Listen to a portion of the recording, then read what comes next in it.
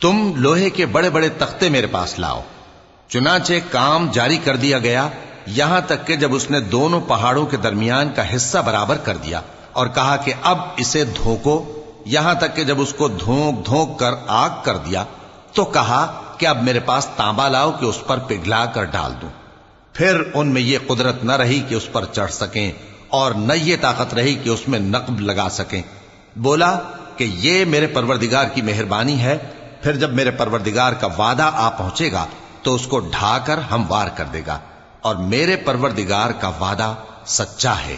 اس روز ہم ان کو چھوڑ دیں گے کہ روئے زمین پر پھیل کر ایک دوسرے میں گھس جائیں گے، اور سور پھونکا جائے گا تو ہم سب کو جمع کر لیں گے، اور اس روز ہم جہنم کو کافروں کے سامنے لائیں گے جن کی آنکھیں میری یاد سے پردے میں تھیں اور وہ سننے کی طاقت نہیں رکھتے تھے۔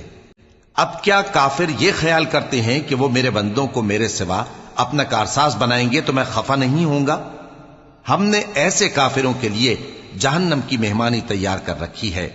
کہہ دو کہ ہم تمہیں ایسے لوگ بتائیں جو اعمال کے لحاظ سے بڑے نقصان میں ہیں۔ یہ وہ لوگ ہیں جن کی دوڑ دھوپ دنیا کی زندگی میں برباد ہو گئی اور وہ یہ سمجھے ہوئے ہیں کہ وہ اچھے کام کر رہے ہیں۔ یہ وہ لوگ ہیں جنہوں نے اپنے پروردگار کی آیتوں کو نہ مانا اور اس کے سامنے جانے سے انکار کیا، تو ان کے اعمال ضائع ہو گئے۔ سو ہم قیامت کے دن ان کے لیے کچھ بھی وزن قائم نہیں کریں گے۔ یہ ان کی سزا ہے، یعنی جہنم، اس لیے کہ انہوں نے کفر کیا اور ہماری آیتوں اور ہمارے پیغمبروں کی ہنسی اڑائی۔ جو لوگ ایمان لائے اور عمل نیک کیے ان کے لیے بہشت کے باغ بطور مہمانی ہوں گے، ہمیشہ ان میں رہیں گے اور وہاں سے مکان بدلنا نہ چاہیں گے۔ کہہ دو کہ اگر سمندر میرے پروردگار کی باتوں کے لکھنے کے لیے روشنائی ہو تو قبل اس کے کہ میرے پروردگار کی باتیں تمام ہوں سمندر ختم ہو جائے، اگرچہ ہم ویسا ہی اور اس کی مدد کو لائیں۔